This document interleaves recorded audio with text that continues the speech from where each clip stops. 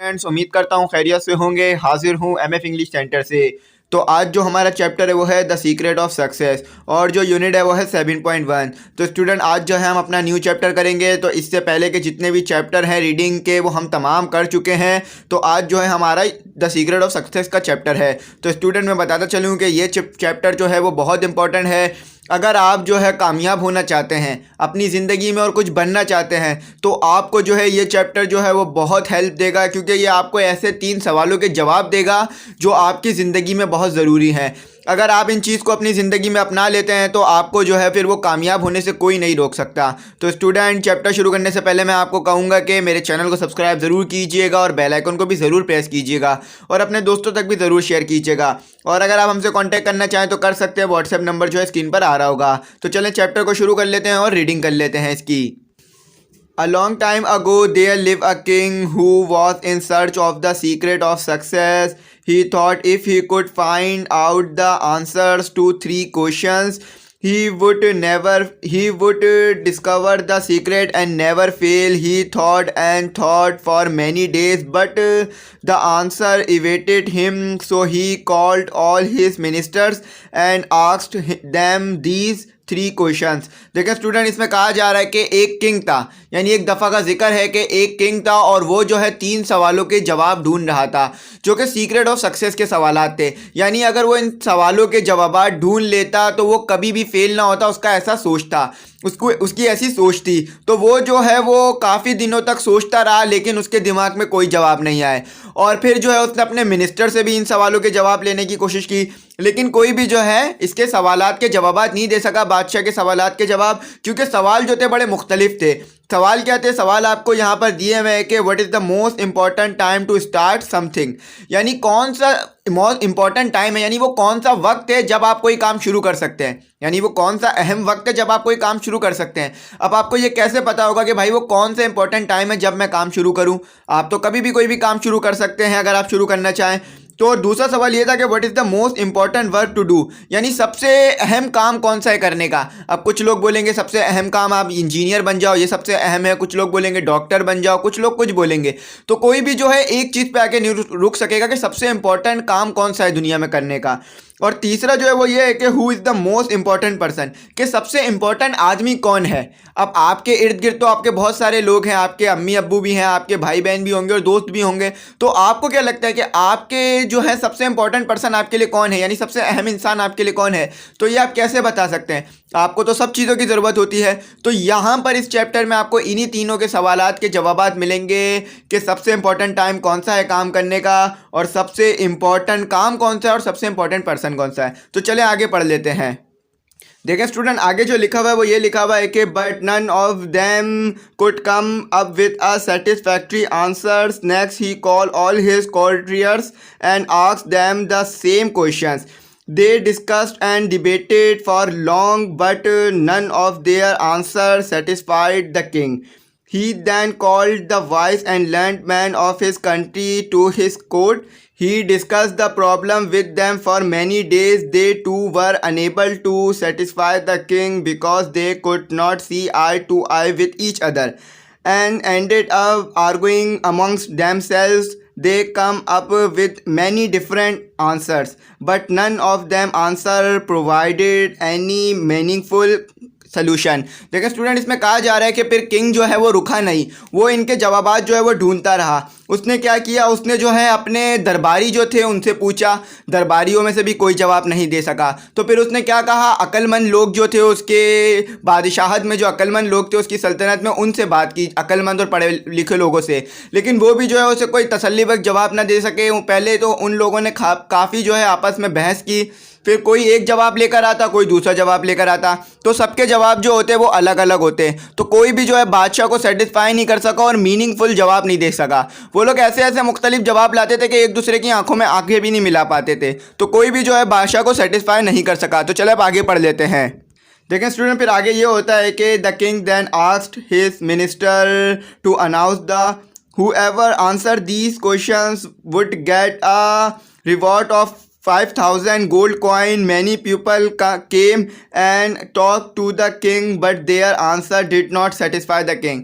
यानी फिर क्या करता है किंग जो है इन सवालों के जवाब ढूंढने के लिए पूरी सल्तनत में ये अनाउंस कर देता है कि जो भी इसका जवाब देगा वो उसको जो है इनाम के तौर पे किंग जो है 5,000 कॉइन देगा। लेकिन कोई भी जो है अभी भी किंग को इस बात का जवाब नहीं दे पाता है कि जो उसके क्वेश्चन थे। तो फिर अब आगे देख लेते हैं कि आगे क्या होता है। देखें स्टूडेंट फिर आगे क्या होता है। फिर आगे ये होता है कि at the same from the capital there was a jungle. The king had heard that in the jungle there lived an old wise man who was considered a saint. He lived all alone. His fame had spread far and wide as someone who would solve everyone's problem. The king decided to consult the wise old sand, but the problem was he only mixed with the poor and needy. He did not mix with the rich and wealthy. Since the sand did not like meeting wealthy people, the king started thinking as how to approach him. देखें student फिर जो है उसको अपने सवालों के जवाब तो कहीं भी नहीं मिलते हैं। फिर वो कहीं से ये बात सुनता है कि जंगल में जो है एक बूढ़ा आदमी रहता है जो कि काफ़ी अक्लमंद है और वो जो है लोगों को जो है उनके प्रॉब्लम्स का जो है वो जवाब देता है।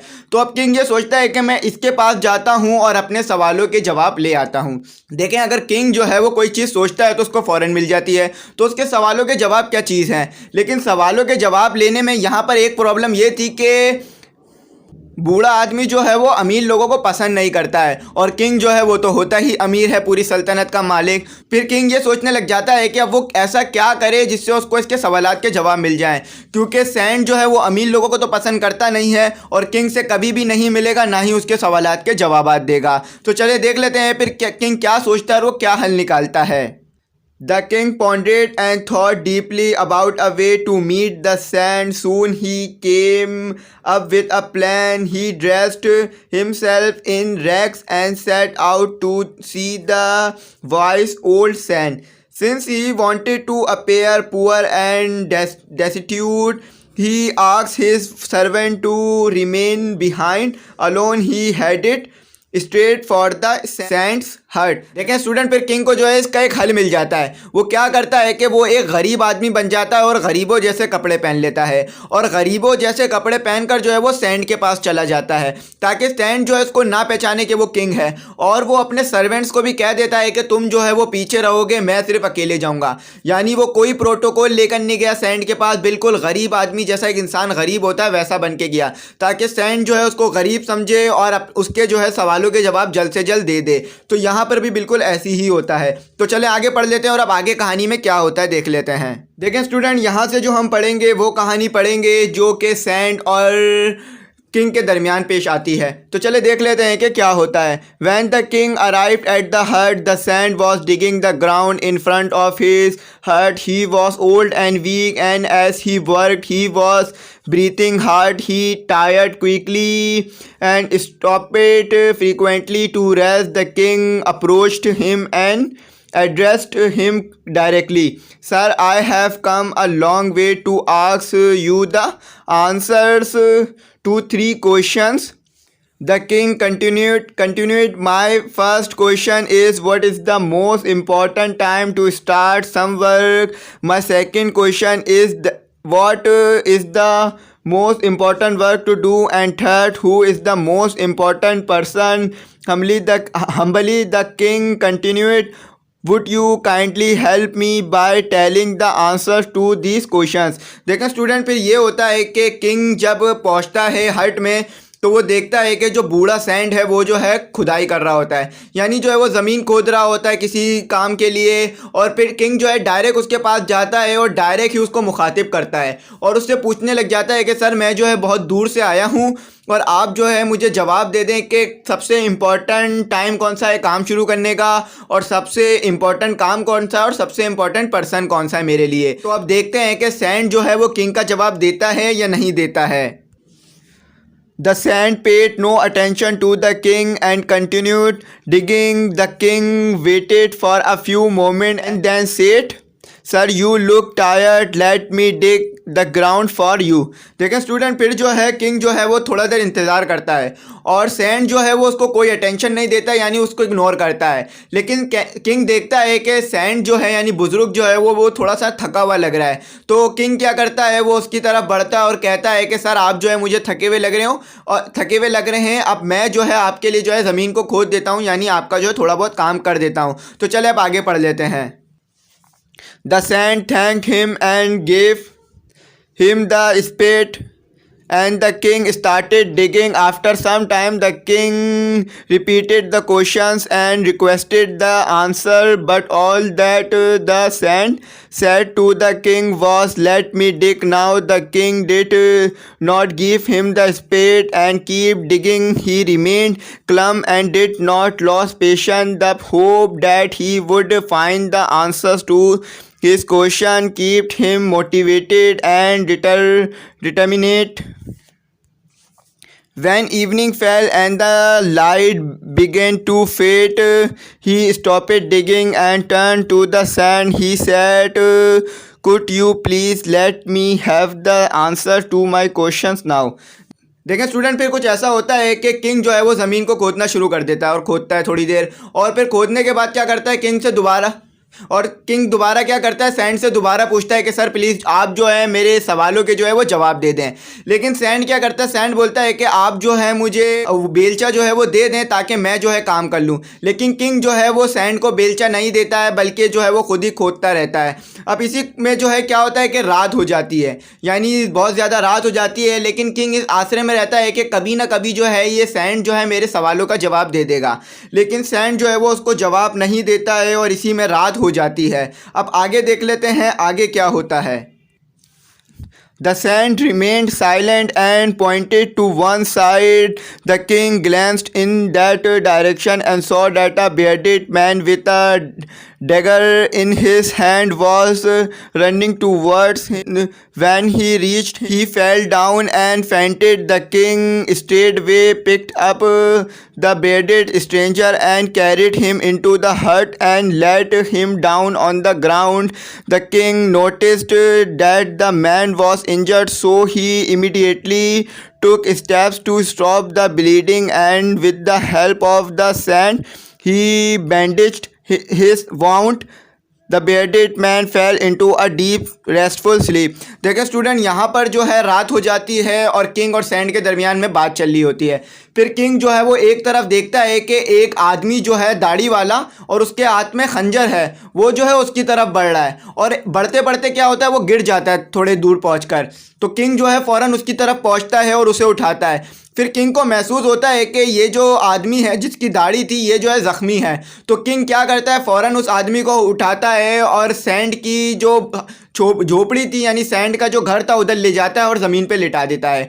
और फ़ौरन जो है वो सैंड की मदद से यानी बूढ़े आदमी की मदद से जो उसकी मरहम पट्टी करता है, और जो ज़ख्मी आदमी होता है वो जो है वो सो जाता है। क्योंकि आपको पता है कि अगर कोई इंसान बीमार हो और उसको दवाई दी जाए और उसका इलाज किया जाए तो उसको तो सुकून मिलता है, और सुकून मिलते ही उसको जो है वो नींद आ जाती है। तो यहाँ भी कुछ ऐसा ही होता है। ये किंग जो है वो उस बीमार आदमी की जो है वो देखभाल करता है और उसकी पट्टी करता है और वो सो जाता है बीमार आदमी। देखें स्टूडेंट, यहाँ पर जो है वो एक किंग है, लेकिन सैंड को ये बात पता है कि वो एक किंग है, और जो आदमी ज़ख्मी है उसको भी ये बात पता है किंग है, लेकिन किंग को ये बात नहीं पता कि ये दोनों ये बातें जानते हैं। तो किंग जो है यहाँ पर एक नॉर्मल आदमी जैसी ज़िंदगी गुजार रहा है, ज़मीन की भी खुदाई कर रहा है, दूसरों की मदद भी कर रहा है। तो अब आगे देख लेते हैं कि आगे क्या होता है। उम्मीद करता हूँ यहाँ तक समझ गए होंगे।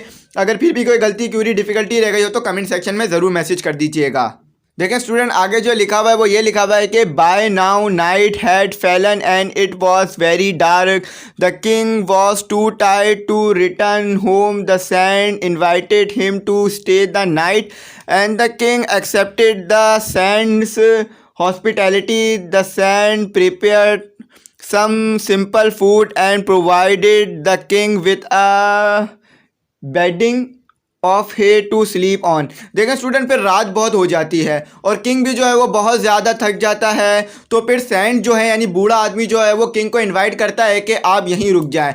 तो किंग जो है बात को मान जाता है। फिर सैंड जो है वो खाना बनाता है, यानी बूढ़ा आदमी जो है वो खाना बनाता है। खाना जो है बिल्कुल मामूली सा होता है, गरीबों वाला।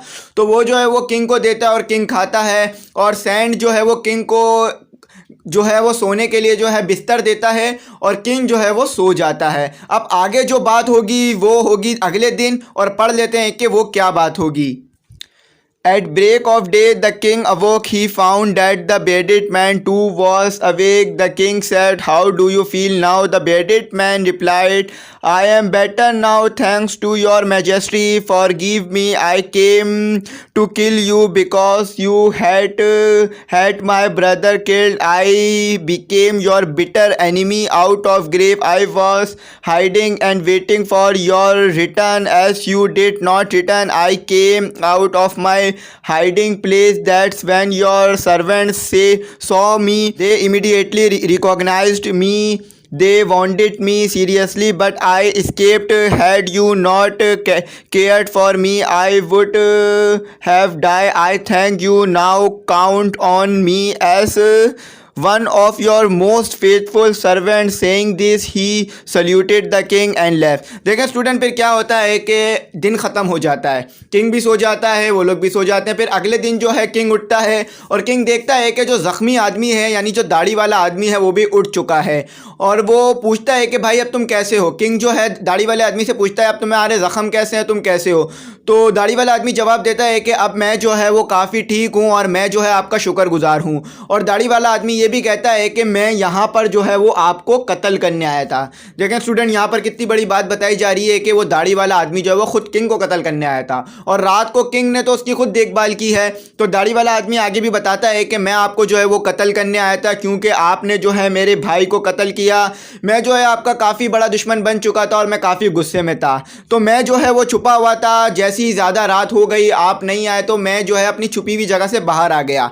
तो मैं जैसे ही बाहर आया, आपके सर्वेंट ने मुझे देखा और मुझे पहचान लिया और फ़ौरन जो है मुझे ज़ख्मी कर दिया। मैं भागा और यहाँ की तरफ आ गया और जैसे ही यहाँ पहुँचा तो आपने जो है मेरी देखभाल की और मैं जो है अब ठीक हो गया हूँ और मैं आपका जो है वो शुक्र अदा करता हूँ। अब जो है मैं आपके लिए एक नौकर के तौर पे काम करूँगा और मैं जो है आपका एक नौकर हूँ। और वो जो है फिर सल्यूट करता है और फिर वहाँ से चला जाता है। तो स्टूडेंट, देखा आपने कि किंग ने जो है दूसरे आदमी की जो मदद की, तो इससे क्या किया, उसने अपने दुश्मन का भी दिल जीत लिया।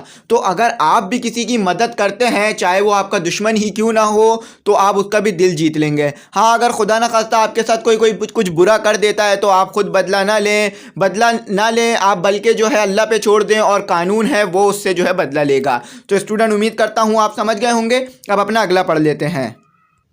स्टूडेंट, आगे जो लिखा हुआ है वो ये लिखा हुआ है कि when the bearded man had departed, the king again asked the sand for the answer to his questions. The sand replied, "Your questions have already been answered. The first, the most important time was when you wanted to help me. The most important work was the digging of the ground, and I was the most important person for you. Had it not been so, you would have returned and been killed." देखें student, जैसे ही वो जख्मी आदमी चला जाता है तो king जो है वो दोबारा बूढ़े आदमी की तरफ मुतवज्जा होता है और किंग जो है वो दोबारा अपने सवालों के जवाब पूछता है कि भाई मुझे दोबारा जो है मेरे सवालों के जवाब बता दीजिए। तो इस वक्त जो है वो सैंड उसके सवालों के जवाब देता है। तो उसने जो सबसे पहला सवाल किया होता है किंग ने, वो क्या था कि सबसे इंपॉर्टेंट टाइम कौन सा है काम शुरू करने का। तो सैंड क्या जवाब देता है, सबसे इंपॉर्टेंट टाइम वो है जब तुम मेरे लिए काम कर रहे थे। सही है, जब तुम मेरे लिए काम कर रहे थे। और जो किंग ने जो दूसरा सवाल पूछा था कि सबसे इंपॉर्टेंट काम कौन सा है, तो सैंड ने क्या कहा, सबसे इंपॉर्टेंट काम वो था जो तुम मेरे लिए ज़मीन खोद रहे थे। अब सैंड ने किंग ने जो तीसरा सवाल पूछा था कि सबसे इंपॉर्टेंट पर्सन कौन सा है, तो सैंड ने जवाब दिया कि सबसे इंपॉर्टेंट पर्सन तुम्हारे लिए मैं हूँ। अगर मैं ना होता तो अब तक जो है तुम कत्ल हो चुके होते, क्योंकि जैसे ही किंग बाहर जाता फ़ौरन जो है वो कत्ल कर दिया जाता। वो बेयर्डेड मैन जो है उसे कत्ल कर देता और उसके पास तो कोई सर्वेंट जो थे नहीं जो उसे बचा पाते, तो वो जो है कत्ल हो जाता। देखें वो स्टूडेंट, सैंड जो है वो आगे उसे और भी जवाब देता है, वो भी देख लेते हैं। The sand continued the second time. The most important man was the bearded man. The most important work was dressing his wound. Had it not been so, you would not have won a faithful servant. You are very fortunate. देखें student, फिर sand जो है उसको दोबारा भी जवाब देता है और कहता है कि सबसे इम्पोर्टेंट जो इंसान था तुम्हारे लिए वो bearded मैन था, यानी वो ज़ख्मी आदमी था, और सबसे इम्पोर्टेंट काम वो था जब तुम उस ज़ख्मी आदमी की जो है वो मरहम पट्टी कर रहे थे, और अगर तुम ऐसा ना करते तो तुम्हें इतना फेथफुल सर्वेंट नहीं मिलता। अब आप खुद ही सोचें कि अगर आप किसी की जान बचाते हैं तो वो आपका कितना वफादार बन के रहेगा, चाहे वो आपका दोस्त ही क्यों ना हो। तो स्टूडेंट यहाँ पर जो सैंड उसको जो है किंग को बहुत अच्छे तरीके से जवाब देता है, और सैंड किंग जो है वो सैंड के जवाबों से सेटिस्फाई हो जाता है। तो स्टूडेंट यहाँ पर जो है वो आपको इंस्ट्रक्शन दी हुई है, और ये इंस्ट्रक्शन जो है बहुत इंपॉर्टेंट है, और ये जो है पूरे चैप्टर की जो है एक तरह से समझ लीजिएगा इसका निचोड़ है। अगर ये आप समझ गए तो फिर आपने भी सीक्रेट ऑफ सक्सेस के जो सवालात हैं उसका आंसर निकाल लिया। तो स्टूडेंट यहाँ पर जो लिखा है वो लिखा हुआ है कि so this is the moral of the lesson, the most important time for doing anything in the present, the most important work is what we are doing now, and the most important person is the one whom we are with at the moment। तो देखें student, इसमें कहा जा रहा है कि सबसे important time जो है काम शुरू करने का वो अभी है, यानी अगर अभी आप काम शुरू कर देते हैं तो आप जल्द से जल्द ख़त्म कर लेंगे, बाद में शुरू करेंगे तो बाद में ख़त्म होगा। और स्टूडेंट दूसरे पे लिखा हुआ है कि सबसे इम्पॉर्टेंट काम जो है वो है जो आप अभी कर रहे हैं, यानी जो आप अभी कर रहे हैं, अभी आप पढ़ रहे हैं तो यही आपके लिए अभी सबसे इंपॉर्टेंट काम है। तो इसी पर जो है आपने अपना सारा ध्यान लगा के रखना है, किसी और चीज़ पे नहीं लगाना है। और तीसरा ये लिखा हुआ है कि सबसे इंपॉर्टेंट पर्सन वो है जो इस वक्त आपके साथ है। जैसा कि मैं आपको पढ़ा रहा हूँ तो मैं जो है आपके लिए यहाँ पर सबसे इंपॉर्टेंट इंसान बन गया हूँ। अगर मैं चुप हो जाऊँ और मैं ना पढ़ाऊँ तो आप लोग आगे नहीं पढ़ पाएंगे। तो इसीलिए तो आपके लिए जो इस वक्त सबसे इंपॉर्टेंट पर्सन कौन है? मैं हूँ आपके लिए, ठीक है। तो सबसे इंपॉर्टेंट काम वो है जो आप अभी कर रहे हैं। सबसे इंपॉर्टेंट टाइम कौन सा है काम शुरू करने का? अभी। और सबसे इंपॉर्टेंट पर्सन कौन है? जिसके साथ अभी है। स्टूडेंट, उम्मीद करता हूँ आप समझ गए होंगे। चैप्टर यहाँ पर बाइंड अप होता है। तो अगर फिर भी कोई गलती, क्यूरी या डिफिकल्टी रह गई हो मुझसे तो कमेंट सेक्शन में ज़रूर मैसेज कर दीजिएगा। और अगर आप हमसे कॉन्टेक्ट करना चाहें तो कर सकते हैं। व्हाट्सएप नंबर जो है स्क्रीन पर आ रहा होगा। और आपको अगर कुछ पूछना हो तो पूछ सकते हैं। और साथ ही साथ मैं आपको ये कहूँगा कि चैनल को सब्सक्राइब ज़रूर कीजिएगा और अपने दोस्तों तक भी शेयर कीजिएगा ताकि हमारी जो है वो एप्रिसिएशन हो सके। Thanks for watching.